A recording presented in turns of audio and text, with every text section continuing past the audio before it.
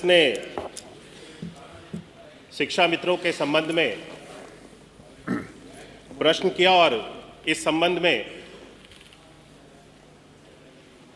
बड़ी लंबी चर्चा चल रही थी और साथ साथ उन्होंने शिक्षा मित्रों की तुलना ये पहली बार नहीं है कि इस सदन में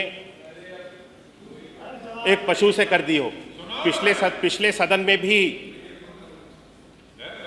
आप में से ही कोई विपक्ष के माननीय सदस्य थे, जब प्रश्न पूछ रहे थे तो उन्होंने शिक्षा मित्रों की तुलना पशु से ही पिछले सदन में भी की थी और आपके माध्यम से तब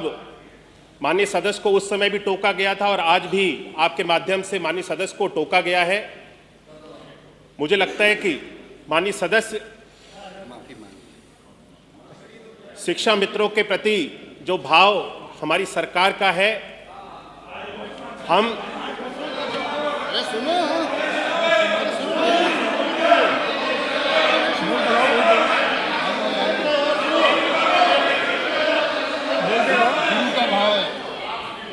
अभी तो शुरुआत है और झेल नहीं पा रहे हो। गुरु का भाव है, गुरु का सम्मान है।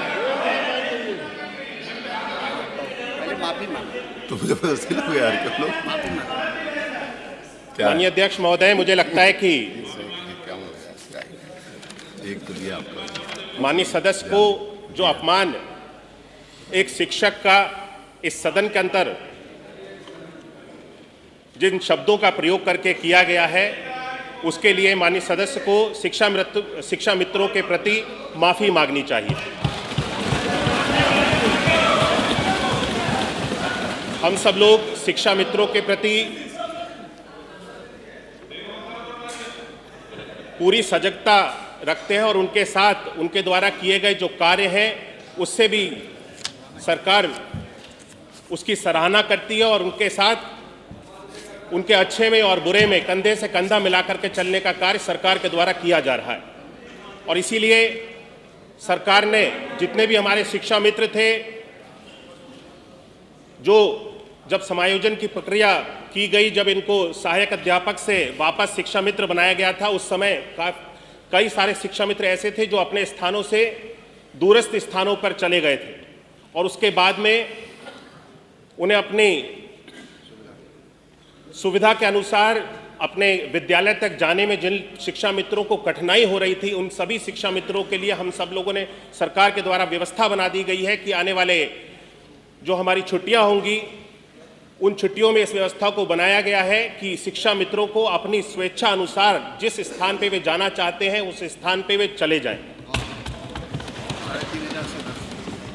जहां तक मानदेय की बात माननीय सदस्य ने कही, शिक्षा मित्रों का मानदेय 2017 तक 3,500 रुपये था और 3,500 रुपये से उसको बढ़ा करके एक मुश्त हमारी सरकार के अंतर्गत 2017 में उसको 3,500 से 10,000 रुपये की वृद्धि करके उसको किया गया था। वर्तमान में माननीय सदस्य ने जो प्रश्न किया है, मेरे उत्तर में स्पष्ट है कि वर्तमान में शिक्षा मित्रों का जो मानदेय है वो 10,000 रुपये ही अभी चलता रहेगा और उस पर किसी भी तरह के संप्रति या उसको बढ़ाने का भी विचार सरकार के समक्ष नहीं है। प्रश्न संख्या 6 से सबरपाल जी।